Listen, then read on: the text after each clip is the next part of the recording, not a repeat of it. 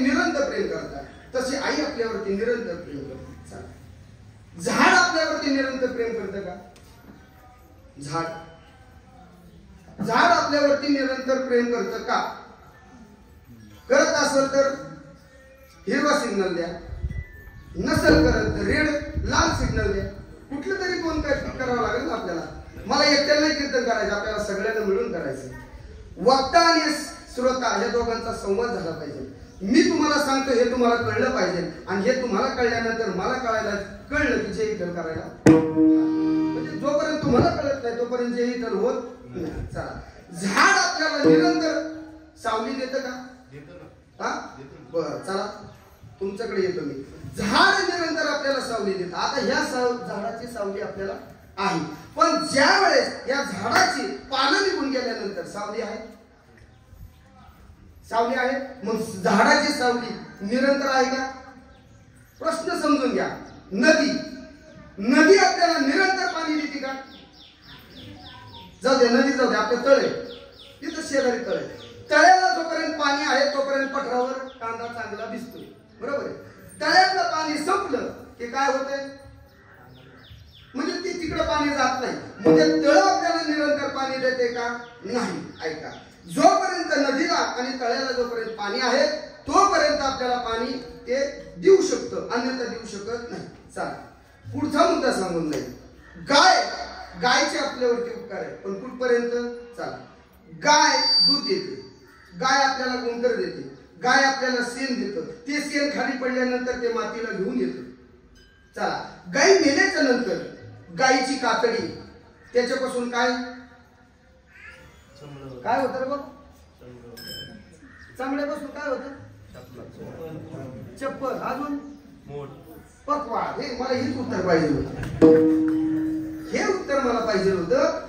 ते जोड्याचं बघ होतं नंतर. पण गायी दिल्यानंतर पहा, गायी असताना ती आपल्यावरती उपकार करते.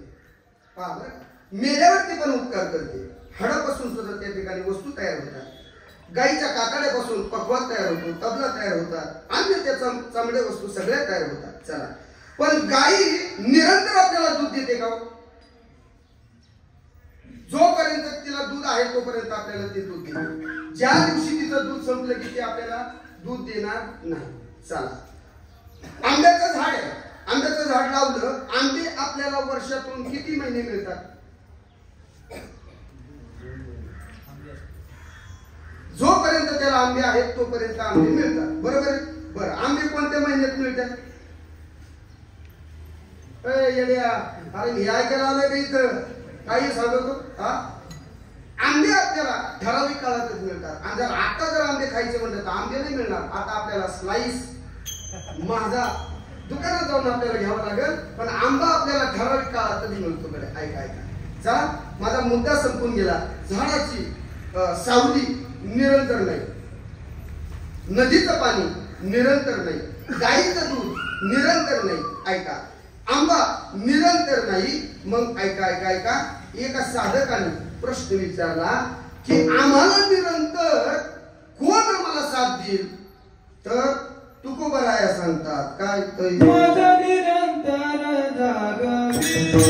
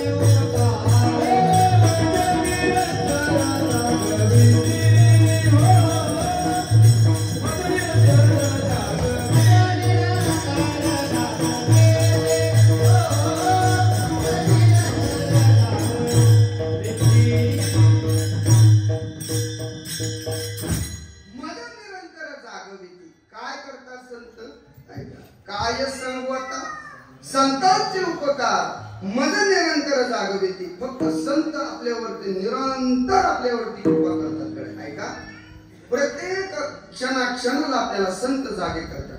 चला, आई आणि संत हे रूपक तुकोबाराने एक केले. काय रूपक तयार करून अभंग तयार केला. तसं पाहायला गेलं तर तुकोबाराय दुसऱ्या संतांना आई हा शब्द म्हणू शकत नाही. का तर तुकोबारायची विद्वत्ता जर पाहिली तर ऐका, सोपं सांगतो, सोपं एकदम सोपं सांगतो. चला, तुकोबारायची विद्वत्ता आणि आपली विद्वत्ता जर पाहिली तर फार मोठा तफावत आहे. तुकोबारायला 2 पाय होते, आपल्यालाही 2 पाय. तुकोबारायला 2 हात होते, आपल्यालाही 2 हात आहे. तुकोबारायला 2 कान होते, आपल्यालाही 2 कान आहेत. तुकोबारायला 2 डोळे होते, आपल्यालाही 2 डोळे. तुकोबारायला 1 नाक होतं, आपल्यालाही 1 नाक आहे. तुकोबारायला 32 दात होते, आपल्यालाही 32 दात आहे. पण 32 वेळा एक घास चावून खायचा का 32 वेळा 32 दातांनी एक घास खायचा हीच अजून कुणाला कळलं नाही. लॉजिक आहे. 32 दातांनी एक घास चावून खायचा. लोक म्हणतात 32 दातांनी 32 वेळा घास चावून खायचा. भागवत महाराज अर्धी भाकरी खायला किती वेळ लागेल? किती वेळ नाही, किती दिवस लागतील? अर्धीच भाकरी चालते. तुकोबारायच्या बाबतीत जर बोलायचं झालं तर तुकोबारायची विद्वत्ता फार मोठी आहे. पण आजच्या अभंगामधून तुकोबाराया दुसऱ्या संतांना आईचं रूपक म्हणतात. का तर तुकोबारायाच्या बाबतीत जर बोलायचं जर झालं तर तुकोबाराय इतका उपकार आपल्यावरती कोणी करू शकत नाही. का तुकोबाराया सांगतात की काय सांगू आता संतांचे उपकार, मज निरंतर जागविती. मला जागवण्याचं या ठिकाणी काम केलं गड्या. कुणी कुणी जागवायचं काम केलं, कुणी कुणी केलं यादी सांगू. ऐका, सकल संतांनी भगवान परमात्म्याला उठवलं.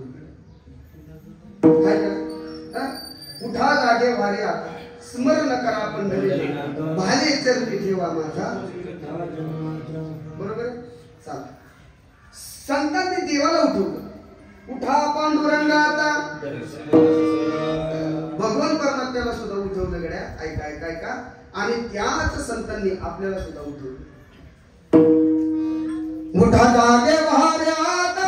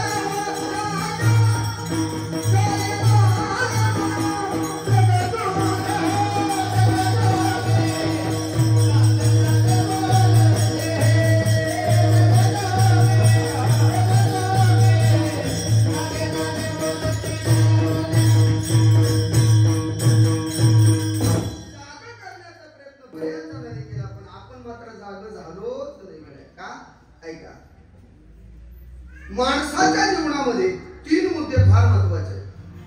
3 सोहळे फार महत्वाचे. पहिला सोहळा कशाचा? नाही ते लग्नाचं जाऊ द्या. ते पहिला तुम्ही लग्नापर्यंत गेले. सोपं सांगतो. पहिला सोहळा काय? नामकरण विधी. माऊली महाराज तुमचं नाव ठेवलं तेव्हा तुम्हाला कळत होतं का?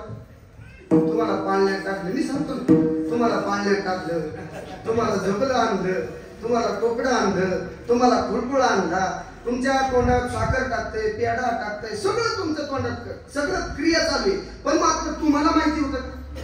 कळत होतं का? नव्हतं कळत. पहिला सोहळा नामकरण विधी ह्या यांना कळत नव्हता, यांना माहिती नाही. चला आता दुसरा सोहळा तुम्हाला आठवतो? तुम्ही नका सांगू भागवत महाराज दोघांचा झालंय म्हणते बरे. दुसरा सोहळा तुम्हाला आठवतो पण बऱ्याच जणांना आठवत नाही. ज्याला आठवला ते सुटला, ज्याला नाही आठवला ते गुतला. कसा? ऐका. काका सांगतात सावधान समयो साधा समीपय असे. आपण नवरा नवरीच्या नादात, कलावरीच्या नादात, वराड खायच्या नादात काका नाही इथं असं नसतं काय करायचं ती पुन्हा करायचं ना काही कुणाला घेणं देणं नाही मात्र त्या तिकडे धांदल उडलेली असती त्या सोहळ्याला सावध होण्याच्या ठिकाणी आपण मात्र काय करतोय गुंततोय तिथं गुंतायचं काम करतोय गड्या आणि दुसरा सोहळा तिथं सावध होण्याकरता आपण प्रयत्न करतो पण तिथं सावध होत नाही आणि माणसाचा शेवटचा सोहळा त्या नाव मृत्यू अंतिम सोहळा मृत्यू हा सोहळा असा आहे की त्या सोहळ्याकरता सगळं गाव तालुका जिल्हा सगळी लोक येतात पण मात्र काय करतात आपल्या बरोबर आपल्याला काही माहिती नसते मग आता मला सांगा पहिला सोहळा जर कळत नाही दुसऱ्या सोहळ्याला सावध नाही आणि तिसरा सोहळा समजत नाही मग काय उपयोग आहे का मग सावध नेमकं व्हायचं कुठं सावध होण्याकरता आपल्याला मेन गोष्ट सांगितली की ए काय कर तू या प्रपंचामधून तू सावध हो या प्रपंचा मोहमायामधून सावध हो आणि सावध होऊन काय कर ते ऐक तू देवाला आपलंस कर साधू संतांना आपलंस कर गड्या ऐका मग तुकोबराया सुद्धा सांगतात की आम्हाला प्रत्येक क्षणाला सुद्धा सावध करण्याचा प्रयत्न केला का तर आपण काय सावध व्हायचंय याला मोठं कारण आहे कारण का 3.5 हाताचा देह कसा आहे सोपं सांगू कसा आहे हा देह नाशी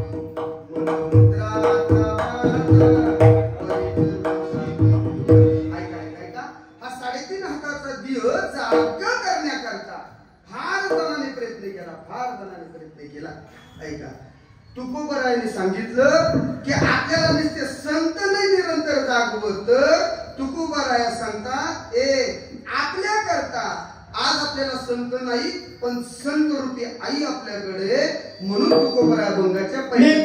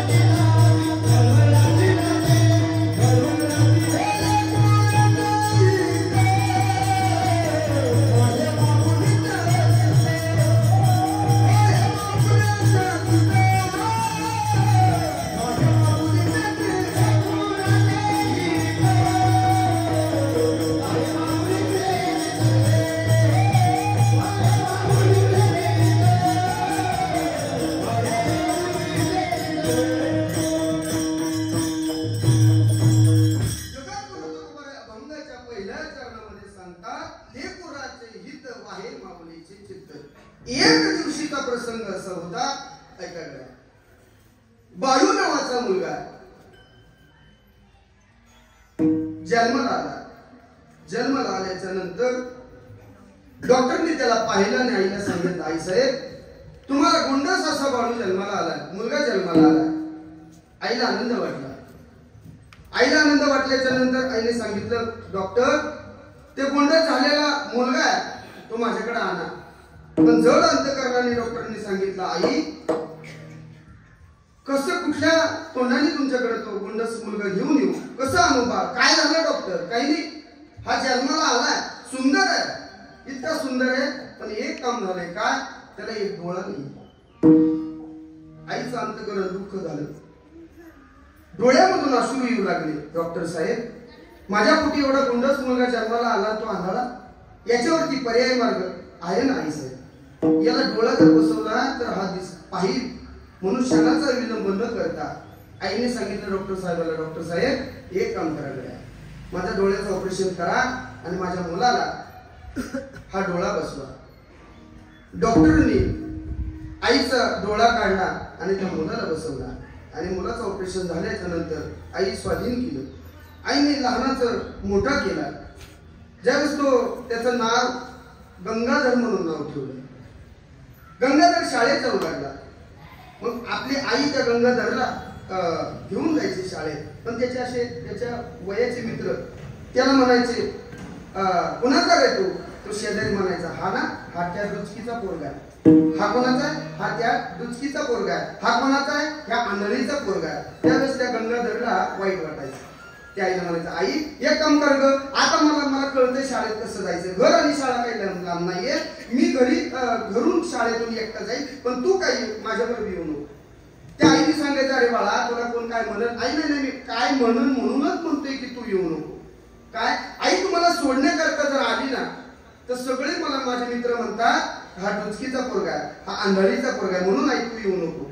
म्हणून गंगाधर रोज शाळेत जायचा. गंगाधर हुशार होता. पहिली दुसरी तिसरी चौथीमध्ये स्कॉलरशिपला त्या ठिकाणी त्याचा पहिला नंबर आला. पहिला नंबर आल्याच्या नंतर तालुक्यातून त्या ठिकाणी आमदार आले, त्यानंतर शिक्षण अधिकारी आले, सगळे त्या गंगाधरचा सत्कार करण्याकरता आले. पण गंगाधरने आधी सांगितलं होतं आईला, आई मी स्कॉलरशिप मध्ये पास झालोय, माझ्या तालुक्याच्या आमदार येणार आहेत, गट विकास अधिकारी येणार आहे, शिक्षण अधिकारी येणार आहे, माझ्या गावामध्ये सत्कार आहे, पण तू एक काम कर गड्या, काय कर, तू येऊ नको शाळेमध्ये. का रे बाबा मी येऊ नको? हा सोहळा मला पाहायचा आहे, आई तू माझ्याकडे येऊ नको, मी एकटा जाईल. तो सोहळा पाहण्याकरता येऊ नको गड्या. येऊ नको म्हटल्याच्या नंतर आईने अंतकरण दुःख झालं. म्हटले आज एवढा माझ्या मुलाचा नंबर आलाय आणि खुशाल मला माझा मुलगा जर म्हणत असेल की येऊ नको, पण आईने लांब शाळेच्या पडक्या भिंतीच्या पाठीमागून चाललेला कार्यक्रमाचा सोहळा त्या ठिकाणी पाहिला. आणि पाहिल्याच्या नंतर एक उशिरा सर आले आणि आल्याच्या नंतर सहज त्यांनी पाहिलं, का हो काकू गंगाधरची आई का तुम्ही? हो हो मी गंगाधरची आई. का अशा उभ्या? काही नाही, माझ्या मुलाचा सत्कार चाललाय ना, तो सत्काराचा सोहळा मी पाहतोय. हो एवढा मुलगा तुमचा हुशार आहे, एवढे तुमचे शिक्षक त्यांचा सत्कार करतात आणि तुम्ही कुशाल मागं थांबलाय, चला पुढं चला पुढं. म्हटले नको, माझ्या मुलाने मला ताकीद केली, माझ्या मुलाने ताकीद केली की आई तू शाळेमध्ये यायचं नाही, कारण का तू शाळेमध्ये जर आलं तर माझा अपमान होईल. म्हणून पण त्या शिक्षकांनी सांगितलं, ऐका तुम्ही जर जन्माला त्याला घातलं नसतं तर एवढा मोठा त्याचा सत्कार झाला नसता. चला चला म्हटल्याच्या नंतर पुढे आल्याच्या नंतर सगळी मुलं हसू लागली, सगळी मुलं हसायला लागली. काय अरे ज्या मुलाचा सत्कार चाललाय ना, हा पोरगा माहिती का कोणाचा आहे? या डुचकीचा मुलगा आहे, या आंधळीचा मुलगा आहे, असं म्हणत सगळी पोरं हसू लागली, शिक्षक हसू लागले. मात्र गंगाधरला सहन झालं नाही. सहन नाही झाल्यामुळे गंगाधरने त्याच ठिकाणी तो हार टाकला आणि धूम टुकली, पळत गेला. पळत गेल्यानंतर गावात त्याला असं वाटलं की आता गावात राहायचंच नाही, म्हणून तालुक्याच्या ठिकाणी गेला. तालुक्याच्या ठिकाणी गेल्याच्या नंतर त्याने तिथं न्यू ऍडमिशन 5वीला घेतलं. 5वी 6वी 7वी 10वी पर्यंत त्या गावामध्ये शिकला आणि तिथून पुढे नंतर कॉलेजमध्ये गेला. कॉलेजमध्ये गेल्याच्या नंतर त्याला तिथून पुढे त्याचं शिक्षण पूर्ण झालं आणि शिक्षण पूर्ण झाल्यानंतर त्याला चांगली नोकरी लागली. परदेशात नोकरी लागल्याच्या नंतर मग त्या गंगाधरच्या आईला कळालं की आपला 4थीत असणारा मुलगा आहे तो आपल्याला सोडून गेला, कुठे काय माहित नाही, काही नाही. याला वाटलं की आईमुळे आपला अपमान झालाय म्हणून आईचं तोंड पाहायचं नाही, म्हणून त्या ठिकाणी परदेशात त्या ठिकाणी नोकरी केली. नोकरी करत असताना बरेच वर्ष झालं आई त्याला रोज गावामध्ये यायची आणि पोस्टमनला विचारायची, का हो पोस्टमन, हो पोस्टमन साहेब माझ्या गंगाधरचं पत्र आलंय का? त्यावेळेस त्या पोस्टमनने सांगायचं, आई साहेब तुमचं कसलंही पत्र आलेलं नाहीये, तुम्ही मला रोज विचारताय पण तुमचं कसलंही पत्र आलं नाही, पण एक ना एक दिवशी तुमचं पत्र आलं ना की तुमच्याकडे मी येईल बरं का. म्हणून त्या ठिकाणी रोज त्या गंगाधरच्या आईने रोज त्या पोस्टमनला विचारावं, पण एकही पत्र येत नव्हतं. बराच काळ गेल्याच्या नंतर गंगाधरचं काहीतरी कामानिमित्त त्या गावामध्ये आला. गावामध्ये आल्यानंतर त्याच्या लक्षात आलं की हे आपलं गाव आहे, आणि गावामध्ये आल्यानंतर त्याला पहिली शाळा दिसली, आणि शाळा दिसल्याच्या नंतर त्याला त्याचं घर दिसलं. घर दिसल्याच्या नंतर त्याला आठवण आली की हे आपलं गाव आहे, हे आपलं गाव आहे. आणि बरेच दिवस झालं आपण आईला सुद्धा भेटलो नाही. काय आईला भेटलो नाही म्हटल्याच्या नंतर तो घरापाशी गेला. डोक्या इतकी झाडी त्या ठिकाणी वाढलेली होती. सहज एकाला विचारलं, का हो म्हटलं इथं गंगाधरची आई राहत होती. अहो म्हटले काय सांगायचं साहेब तुम्हाला, म्हटले त्या गंगाधरची वाट पाहता पाहता पाहता शेवटी तिने प्राण सोडून दिला, पण तो काही विचार आला नाही. मग त्या ठिकाणी गंगाधरने असं ओळख नाही दिली की मीच तिचा मुलगा आहे म्हणून. ऐका, आणि ज्या वेळेस गंगाधरने ते झाडी वगैरे सगळ्या काढल्या आणि जाळी लागलेल्या दरवाजाला ते जाळी वगैरे काढली आणि तिथून पुढे ती काळी आपल्याला 2 सगळं आणि त्या ठिकाणी जाळी वगैरे काढली, दरवाजा उघडला आणि दरवाजा उघडल्यानंतर सगळ्या जाळ्या पाहिल्याच्या नंतर त्या ठिकाणी वडिलाचा फोटो पाहिला. वडिलाचा फोटो पाहिल्याच्या नंतर त्याने शेजारीत असणारे दिवळे, त्या दिवळीमध्ये पाहिलं काहीतरी असा कागद लिहिलेला होता आणि त्या कागदावरती अशी जाळी झटकल्याच्या नंतर त्यांनी विचारलं, वाचलं की सप्रेम नमस्कार गंगाधर, मी तुझी आई आहे. मला इतके दिवस तू म्हणत होता ना की आई तू शाळेमध्ये येऊ नको, मला सगळे चिडवतात, डुचकीचा पोरगा. तुम्हाला नेहमी विचारायचा, आई तुझा एक डोळा काय केला, काय केला. पण त्यावेळेस मी तुला ते प्रश्नाचं उत्तर देऊ शकत नव्हते, म्हणून मी आज तुला या पत्राच्या माध्यमातून मी तुला उत्तर देते.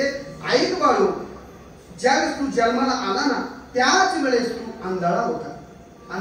डॉक्टरनी सांगितलं, आई साहेब तुम्हाला गोंडस असा मुलगा जन्माला आलाय, पण तो जन्मताच एका डोळ्याने आंधळा आहे. म्हणून मी डॉक्टर साहेबांना सांगितलं, डॉक्टर साहेब की माझा डोळा काढा आणि माझ्या मुलाला बसवा. त्यावेळेस गंगाधर ते पत्र वाहत असताना डोळ्यामधून टिप टिप टिप टिप अश्रू त्या कागदावरती येऊ लागले. आणि ऐका त्यावेळेस त्या आईने लिहिलं होतं, गंगाधर अरे शाळेमध्ये तुझा पहिला नंबर आला, मी जर तुझा डोळा जर नसता दिला तर तुझा पहिला नंबर आला नसता. मी जर तुला डोळा नसता दिला तर परराज्यात जाऊन मोठा साहेब झाला नसता. मग ऐका गड्या, आपल्या मुलाकरता आपली आई काय करती म्हणून तू कोराय सांगते कोराची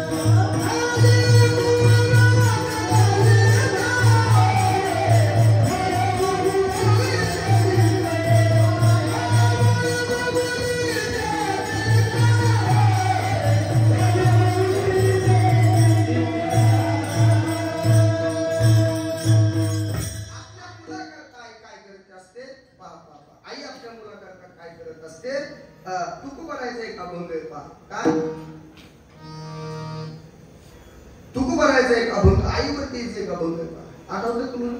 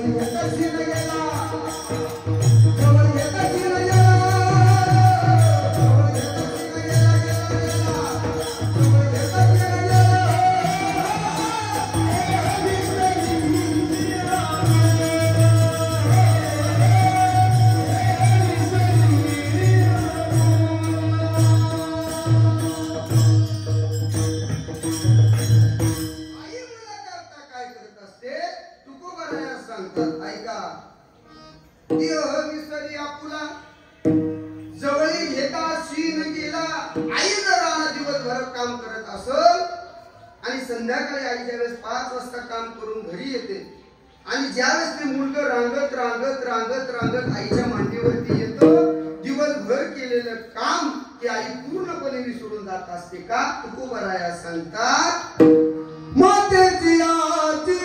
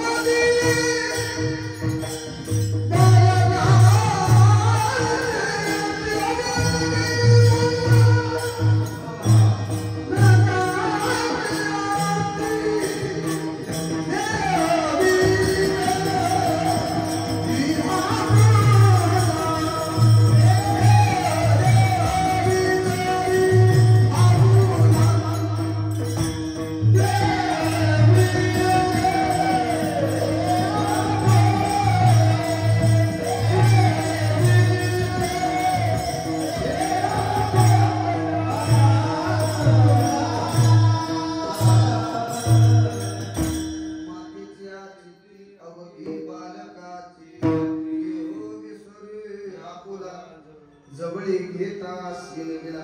मातीच्या चित्तामध्ये ऐका ऐका ऐका 4 प्रकारचे वर्ग सांगतो. 4 प्रकारचे वर्ग. चला, पहिला वर्ग आहे भक्त. भक्त देव भक्त भक्ता करतात, सद्गुरु शिष्य करतात, गाई वासरा करतात आणि पत्नी करता पती. पहिला मुद्दा सांगून जाईल. ऐका, देव भक्त भक्ता करतात. देव भक्त भक्ता करतात. देवाने कोणत्या कोणत्या भक्ताचं रक्षण केलं आणि कोणत्या कोणत्या भक्ताला पापात घातलं, पाताळात घातलं. सगळ्यात महान राक्षस त्याच्या पोटी देव जन्माला आले. काय नाव साहेब त्याचं? जावळे बाबा बरोबर बोलले. पण हिरण्यकश्यप हा राक्षस होता, पण त्यांच्या पोटी प्रल्हाद जन्माला आले. ऐका, मग हिरण्यकश्यपूचं देवाने रक्षण पण केलं आणि शिक्षा पण दिली आणि इथं प्रल्हादाला तारलं पण. मग काय केलं हे काय का तुकोबरायाचा अभंग आहे. देवाने काय केलं भक्ता करता? देवाने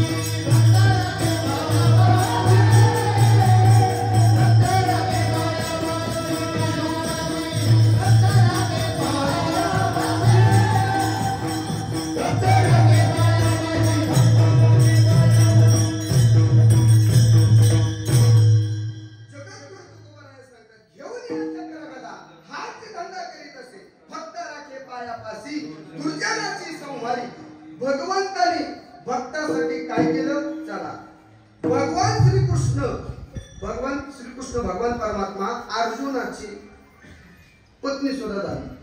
बरोबर आहे मी सांगतोय ती द्रौपदी पण झाली. आहे का ना? ज्या वेळेस कळालं की मला आता पत्नीची गरज आहे, मला आता पत्नीची गरज आहे, म्हणून श्रीकृष्ण भगवान परमात्मा त्याची पत्नी सुद्धा झाले. ऐका, चोखोबरासाठी माझ्या भगवान परमात्म्याने मेलेली ढोरं सुद्धा ओढली. ऐका, हा हा ते आता एवढं सांगायचं म्हणजे त्याला 1.5 वाजता सापडावं लागेल. हा, एक तर बुवा काही ठरून आलेला नाही, त्यामुळे सोडायचं माझ्या हातात. जो ठरून बुवा आला ते बरोबर 12 वाजून 5 मिनिटांनी थांबतो.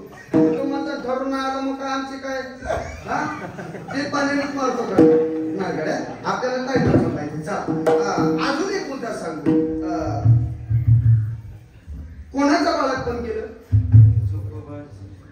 चोखोबाची बहीण झाला शारंग. चोखोबाच्या पत्नीचं बाळापण केलं. एवढं घाणेरडं काम भगवान परमात्म्याने केलं. म्हणजे देव फक्त भक्त करताय. चला, माझा दुसरा पहिला मुद्दा संपला. दुसरा माझा मुद्दा आहे की सद्गुरु शिष्य करताय. सद्गुरु शिष्य करताय. स्वराज्य संस्थापक छत्रपती शिवाजी महाराजांचे खरे गुरु कोण? खरे सांगितलं, खरे शास्त्रात त्याचा उल्लेख आहे, गाथ्यात त्याचा उल्लेख आहे की तुकोबरायाच्या कीर्तनामध्ये स्वराज्य संस्थापक छत्रपती शिवाजी महाराज येऊन बसत होते. बरोबर, माऊली महाराजांनी गोड सांगितलं. छत्रपती शिवाजी महाराजांचे खरे गुरु तुकोबराय. ऐका, मग ज्या वेळेस छत्रपती शिवाजी महाराजांना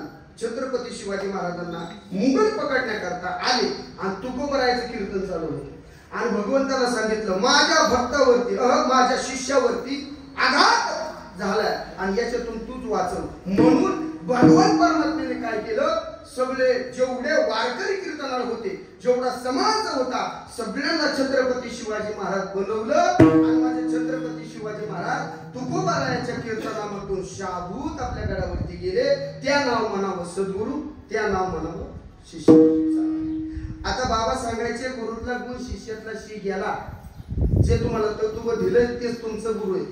आता हे आमच्यासारखे डबडे मी तुझा करून तू माझा शिष्य धरून द्या काय नाही काय नाही. तर तुम्हाला महत्वाचं चला माझा गुरु शिष्य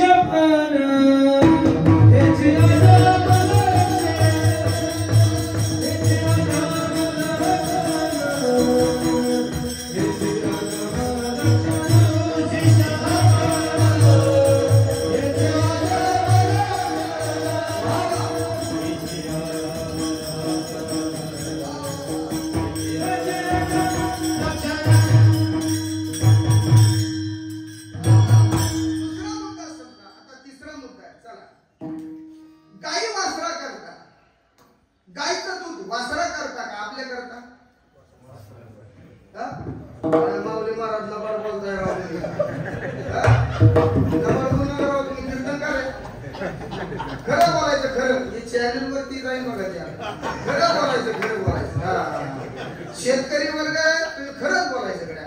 खरं दुधाचा त्या गाईच्या दुधावरती अधिकार वासराचा आहे का आपला? नाही सर, तुम्ही माझ्या पुढचं सांगितलं, मी काय सांगू? काय त्या गाईच्या दुधावरती केवळ फक्त त्या वासराचाच अधिकार आहे. पण गाई पाणवण्याकरता वासरू जवळ घेतलं जातं. गाय पाणवली की त्यामध्ये आखर दूध पिते. मग ते दूध सगळं काढल्याच्या नंतर त्यावेळेस त्याला कळतं आता दूध नाही, थोड्या वासरू. मग ते वासरू माऊली महाराज वाचू घेईल, वासरू सोडलं का काही त्याला राहत नाही. मग ऐका, ती गाय त्या वासरा मर्यादित न राहता अख्ख्या घरदाराला दूध देत असते. म्हणून ऐका, त्या गाईच्या दुधावरती खरा अधिकार त्या वासराचा आहे. आता माझा तिसरा मुद्दा संपून गेला. आता चौथा माझा मुद्दा आहे. 5 मुद्दे तुम्हाला सांगतो, मी तो बरोबर घेतो. ऐका, पाहुणे बारा वाजले. चला, माझा चौथा मुद्दा असा आहे, रामहरी महाराज तुमच्या बायकोने तुमच्या संग लग्न केले.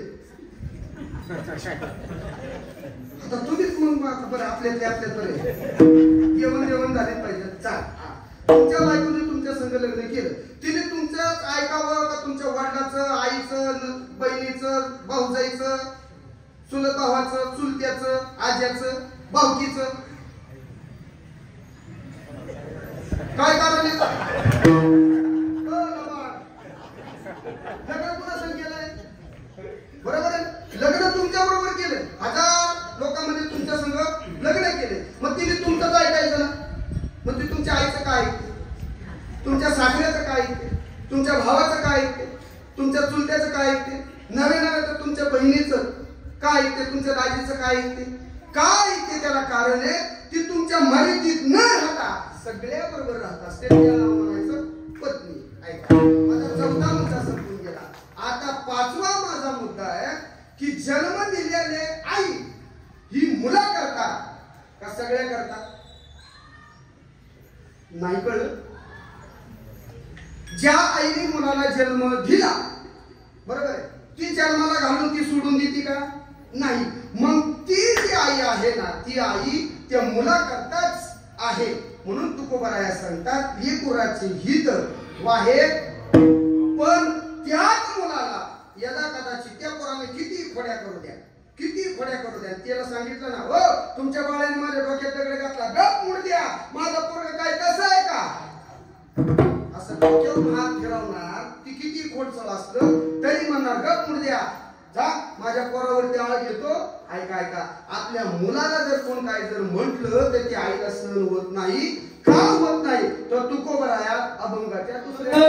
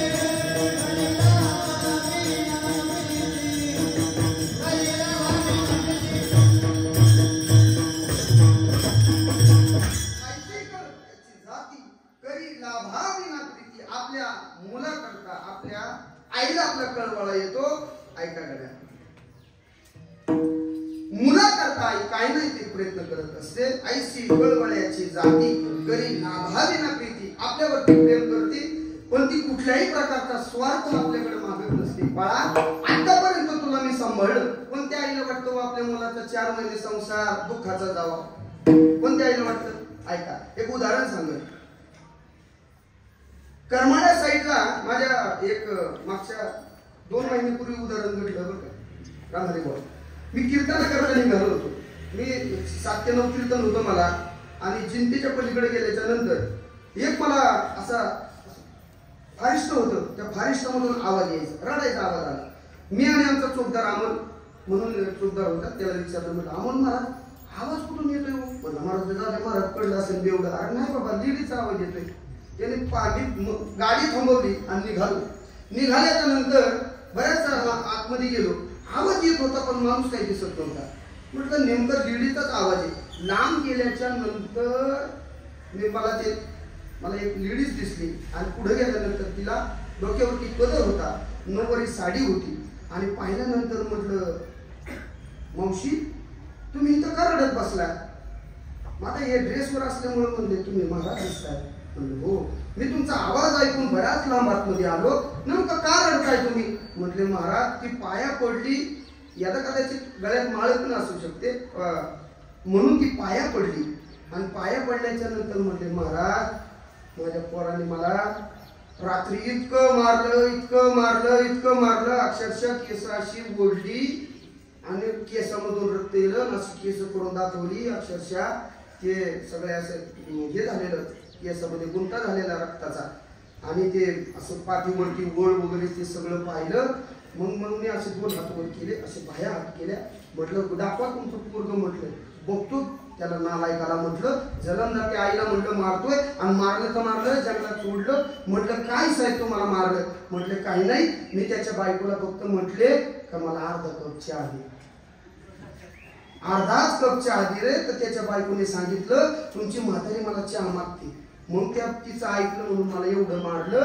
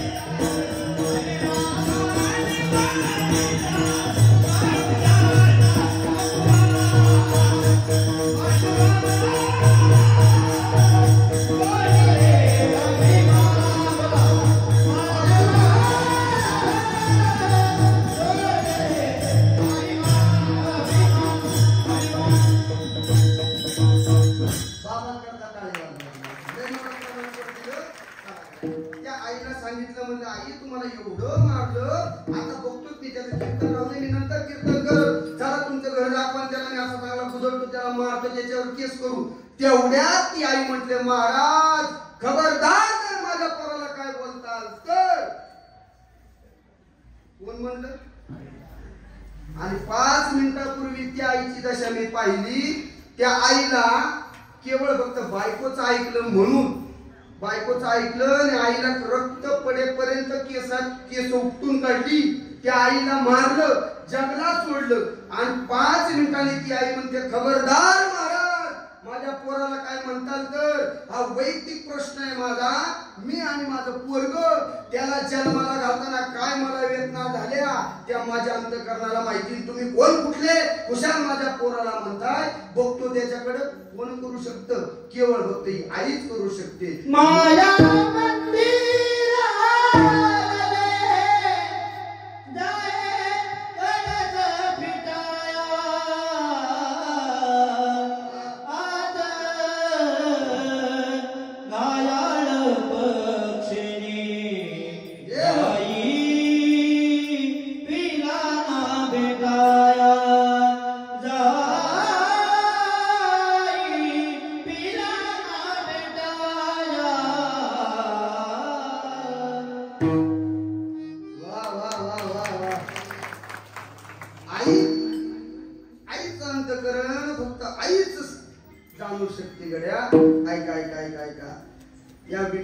मालकाची भक्ती करत असताना तुकोबराया सांगतात आईसी कळवळ्याची जाती करी लाभा विना प्रीती. आई आपल्याला जन्म देते पण कुठल्याही प्रकारचा त्या ठिकाणी स्वार्थ ठेवत नाही. म्हणून विटेवरच्या मालकाचा आपण एकदा सगळ्यांनी भजन करू. विठोबा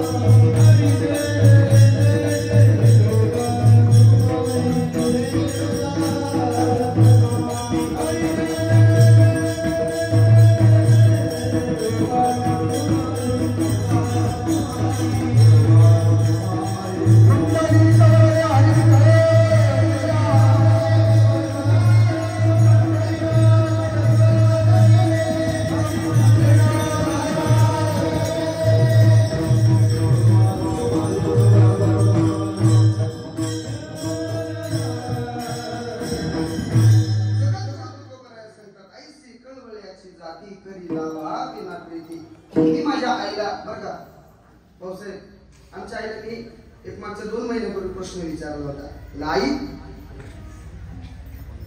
मी किती महिने पोटात होतो? आमच्या आईने मला सांगितलं बरं का, म्हणले महाराज तुम्ही 9 महिने आणि 9 दिवस माझ्या गर्भामध्ये होते. मग मला कसं सांभाळलं? आता कोणती आई कशी सांगत लेकराला? नाही सांगू शकत. पण आमच्या आईने काय केलं, अर्धा किलोचा दगड आणला मामा. बरं मी हा प्रश्न माझ्या आईला विचारला, तुम्ही हा प्रयोग करून बघा आणि मग आपल्या आईला विचारा की आई तू माझ्यासाठी काय केलं. दगड अर्धा किलो दगड आणला, माझ्या पोटाला बांधला, उपरणं होतं, त्या उपरण्यात गुंडाळला आणि इथं पोटाला बांधतो, कमरेला माग गाठ बांधली आणि मला म्हणले फक्त काय करा, 10 चकऱ्या फक्त मारा, 10 चकऱ्या मारा. मी म्हटलं येईल काय होईल? म्हटलं मी काय सांगत नाही, तुम्हीच सांगता. तुम्हीच सांगता. मग मी 10 नाही 5च मारले.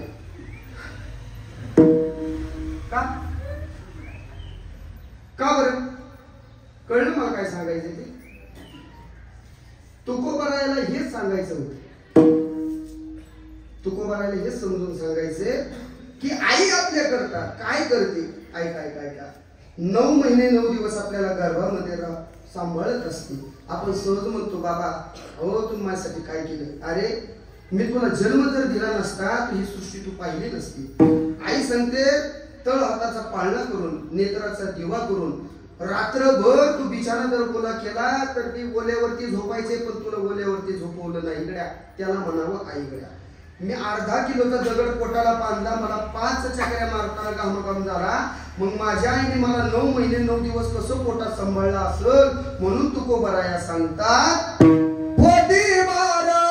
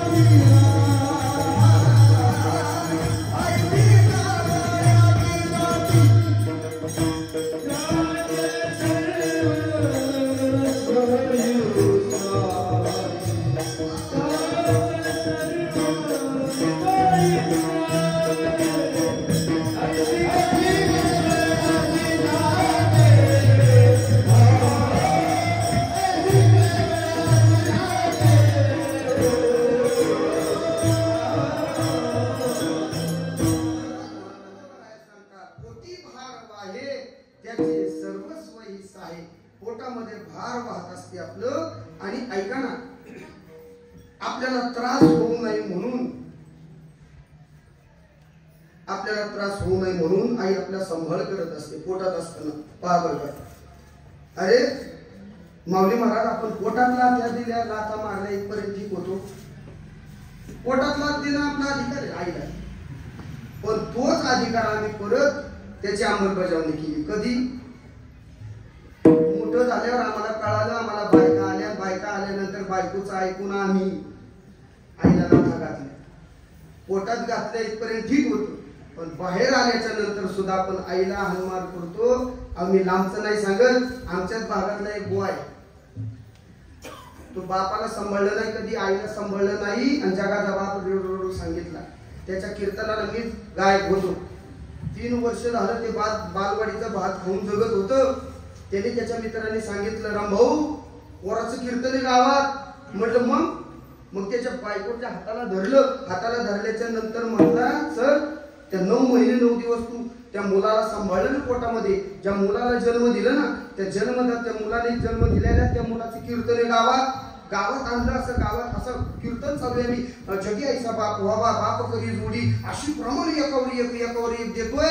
म्हातारीने असा बूट असा उलटा धरला आणि मला भाडकाव म्हणला बंद कर कीर्तन. लोकांचा बाप रड सांगतोय 3 वर्ष झालं बालवाडीचं भात खाऊन जगतोय. 3 मजली बिल्डिंग बांधली, तुझा बाप कोण सांभाळायचं? म्हणलं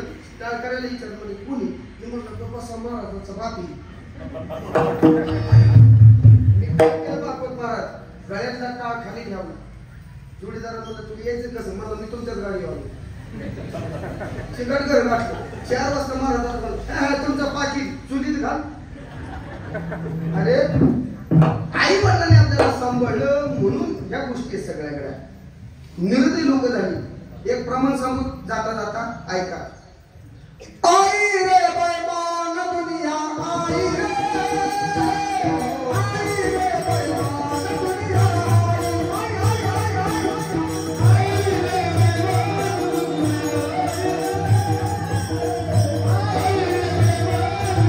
बैमान माता पिता कोई नहीं गाता, माता पिता कोई नहीं गाता.